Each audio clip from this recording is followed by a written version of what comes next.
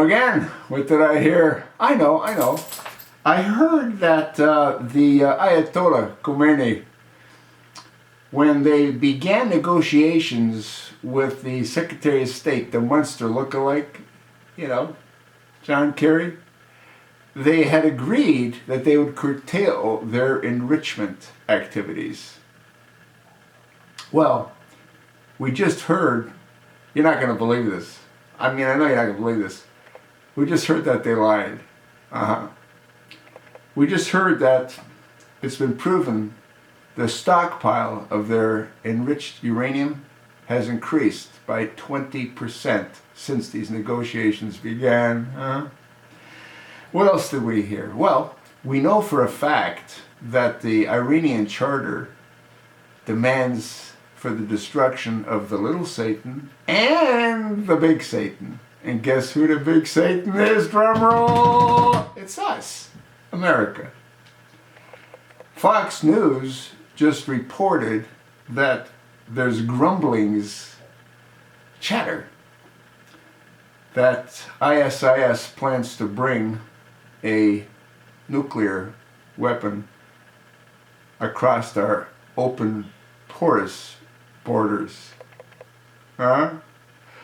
Now, you need to appreciate that there's different kinds of nuclear weapons. You don't have to have a bomb like it was dropped on Hiroshima or Nagasaki. No. All you have to have is a little bit of enriched uranium along with some explosive device. Could be as small as something that fits into a suitcase. That's called a dirty bomb. And that could cause the deaths of hundreds of thousands of innocent people.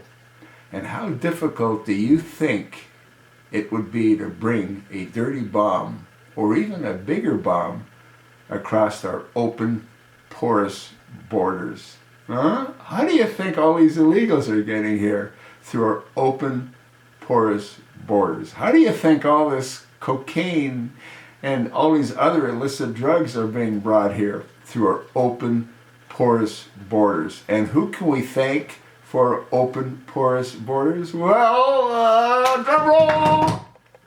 Barack Hussein Obama. You think it's possible that that was intentionally planned that way? To have our open borders porous, accessible by ISIS insurgents?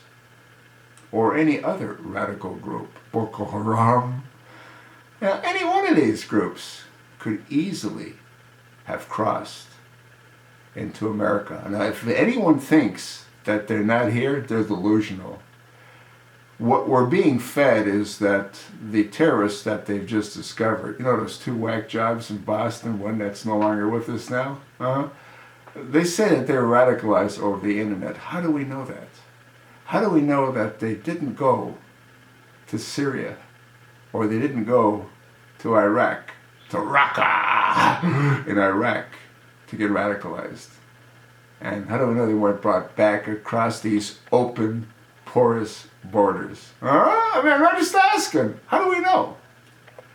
So, what we do know is that the Ayatollah lied.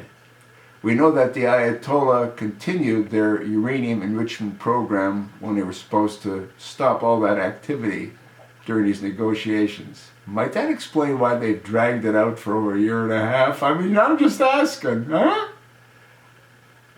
Anyone with even a half a brain would have discontinued these negotiations, especially in light of this new revealing information that we all now have.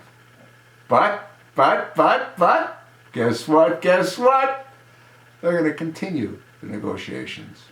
You know what's really insane is you've got the Iranians that are Shiites. And you got Barack Hussein Obama, who I believe is a Sunni, radical, extremist, homosexual Muslim. They detest each other.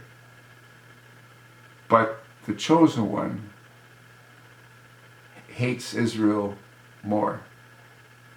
And what he wants to allow the Iranians to fulfill the promise that they made, which is the total destruction of guess what, guess what, guess what, the little Satan, as well as the big Satan.